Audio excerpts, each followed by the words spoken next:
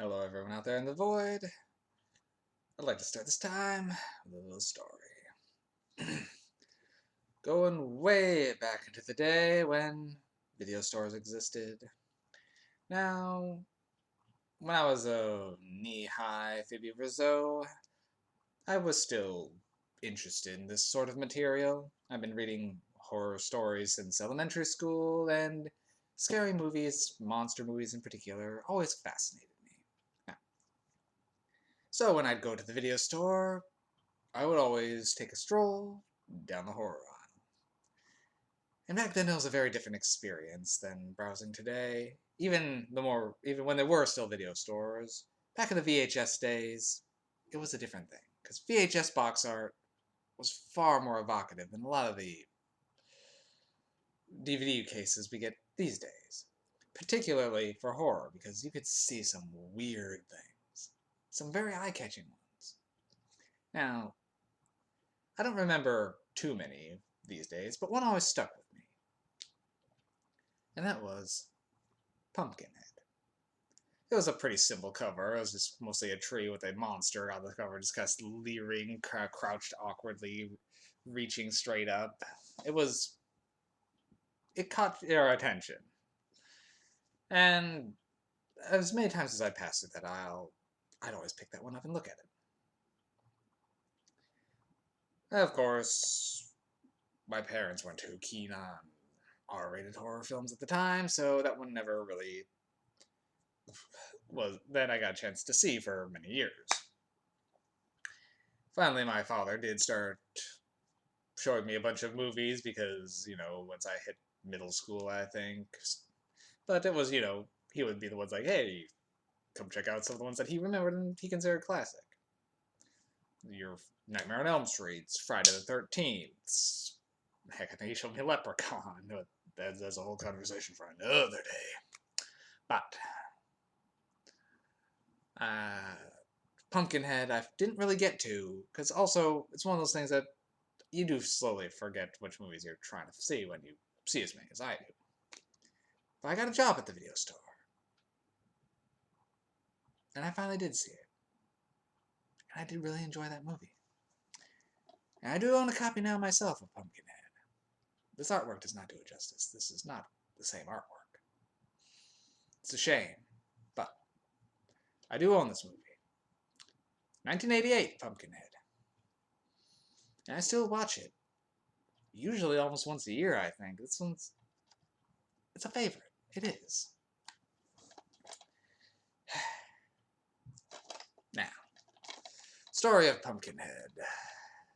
It's that's a decent little artwork for the monster there. Anyway, story of Pumpkinhead. It's a simple tale of vengeance, pure and simple. Now, group of kids, college students maybe, they're young, are going to go dirt biking out in some rural area. They're going to a cabin out in the middle of nowhere. And as they go, they stop by a grocery store to pick up some supplies before going out there, run by Lance Henriksen. Now, as they go about their business, Lance's character, or Mr. Harley, has to run an errand, so he does leave after the kids complete the transaction and are just kind of goofing off with their motorbikes. However, his young son gets run over by one of the motorcycles and is killed. When Mr. Harley comes back and finds what happened, and most of the kids had left, so just one of them stayed with the boy, doing what he could for him, he can't take it and wants vengeance. And he's heard legends and even saw something in his youth of old Pumpkinhead. That if a man's been wronged, he can call up Pumpkinhead to exact vengeance. Mr. Harley goes to the backwoods, and is guided to an old woman, Haggis, who is one of the creepiest old women in cinematic history, with a voice like gravel. She is exquisitely acted in this film. And she sends him out to the old pumpkin patch to dig up a demon. Or at least the body, and that she can turn to the demon. As she tells him that for each of man's evils, a particular demon exists. And this one is vengeance. Pure and simple. Then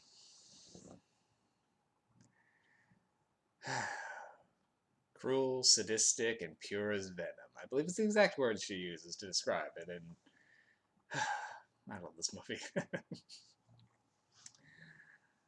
Oh. So, Pumpkinhead arises and goes hunting. Meanwhile, our young protagonists are in the cabin, freaking out because they may have killed a kid. The one who actually did it is on probation already, so he's trying to stop the others from calling the police, and even has locked some of his friends in a closet. Not handling the situation very well. Until, well, two of them run outside trying to de-escalate the situation, and, well, they begin being set upon by the monster. And now this isn't your typical blind monster stalking people.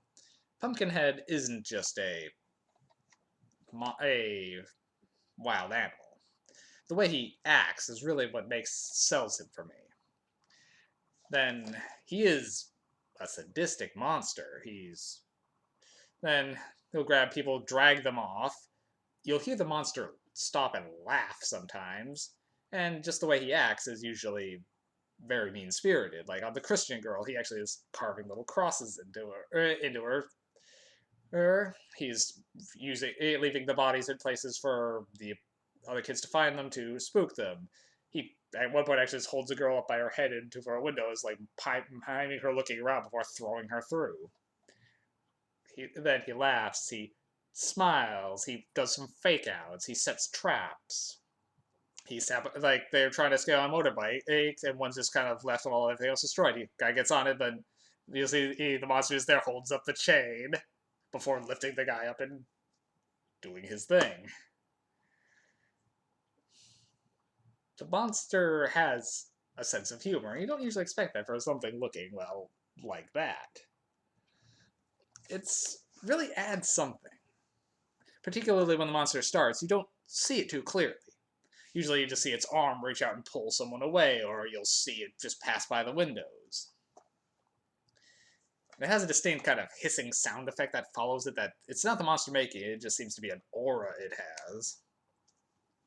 Also, like a strobe light effect seems to just follow it, or it seems to turn it off and on when the monster wants it. It seems to ominously backlight itself just to instill fear.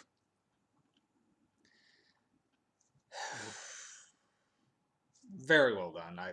I'm a big fan of this one. I highly recommend this movie. My only complaint is there's a little scene beforehand where it's like set like when Mr. Harley is a kid, so it's set a long time ago. My only complaint is during that scene, it shows the monster a little too much. Like they do see it silhouetted, which is fine, but when when the monster kills someone, then you do see flashes of its face as it's moving around, and I think it didn't need that. If they had held off until later in the film, before you get a clear look at it, I think it would have been better, kind of building it up. But it's a minor complaint. Oh boy. Also, the way the monster can be hurt is non-traditional, and I do like what they did for it. A little bit of spoilers territory on this regard, because I think it's worth talking about. So, I will say right now my rating on this one is 5 out of 5 MacGuffins. It does occur to me on my last video for the faculty, I actually forgot to rate it, but that one's a 4 out of 5. It's fun, but it's not perfect. I'll slap a little memo on that one for it, but anyway. This one, easy 5 out of 5. I can't recommend Pumpkinhead enough. It's just a cool film. So, spoiler territory. Now, the monster, it's pretty much invulnerable. As they try shooting it, it occasionally will fall down, but it seems to more do that as a ploy to get someone to come closer to it. It doesn't seem to actually feel any of the pain. But they start to realize that, well, I should say Mr. Harley, the man who calls it up, quickly realizes he has made a mistake. As anytime one of the kids is attacked, he starts seeing through the monster's eyes and experiencing the killing himself as well. And he, as it keeps going along, he can't stand it, tries to get the witch to call it off. She just tells him, it has to run its course. Love her voice. But, so he takes a shotgun and tries to put down the monster, and is unable to. He does find out, though, that any wound he receives, the monster receives, and as the monster keeps killing, the more victims he claims, the more the monster's face slowly changes and starts to look more and more like Ed Harley. So you get the monster with Lance Henriksen's face pretty much on it by the end of it. So he pretty much has to, the only way to kill the monster is to kill the man who called it, which is a very fun touch to this movie. Whew. So I think that's all I can say. I could rant about this one for a while. This one claims to be based on American folklore, but I think it's more based on a poem that someone wrote. I can't remember the details there for it, but it's not like based on any actual superstitions. But so yeah, Pumpkinhead. I highly recommend it.